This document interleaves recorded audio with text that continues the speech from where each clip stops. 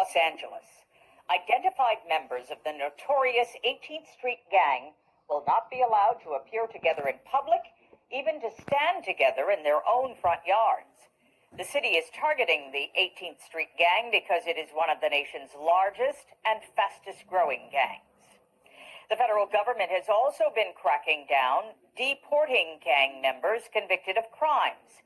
But as ABC's Anderson Cooper reports, the deportations are only exporting the problem. Far from the streets of Los Angeles, in a squalid San Salvador slum, the 18th Street Gang has found another member.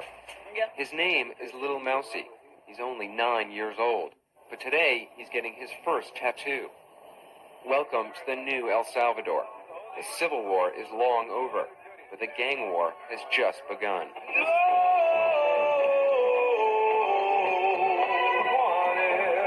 San Salvador today seems a lot like Los Angeles. You cruise through streets of fast food, fancy cars, and radios blasting the oldies. Everywhere you look, American culture stares back. But by deporting what Salvadoran officials say are at least 3,000 gang members to the country of their birth, the U.S. has also been exporting a darker side of its culture. The deportees, most of whom grew up in Los Angeles, return to a country they barely know. The gang life they learned in the U.S. is the one thing that gives them some status. Because you've been to L.A., people look up to you, they give you respect? Yeah, because, you know what's up, you've been through a lot of stuff, sometimes they haven't been through, and so they look up to you. Sloppy was 12 when he joined LA's 18th Street Gang.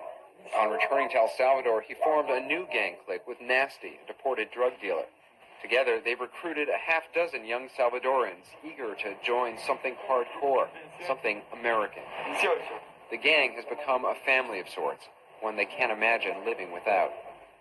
In the slums, there's always someone eager to belong. Carlos is only 14, but he's about to be initiated into Mara Salvatrucha, 18th Street's biggest rival gang. The initiation is called a jump-in. It's a beating by the gang that's meant to test Carlos's toughness. As night falls, the gang gathers. Soon, the beating begins.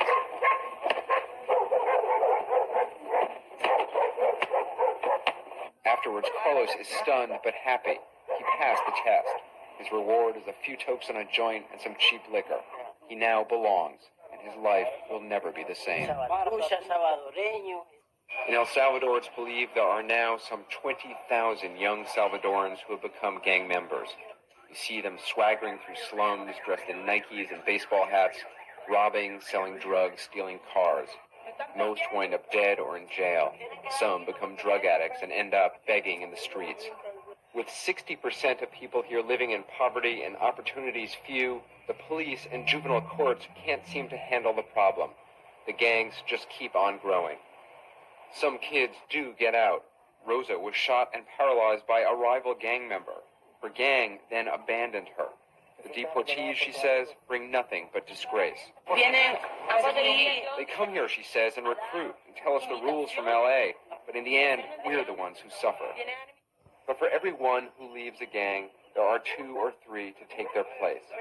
A whole generation in El Salvador has come of age enamored with those deported from the U.S., enamored with this violent side of American culture. Anderson Cooper,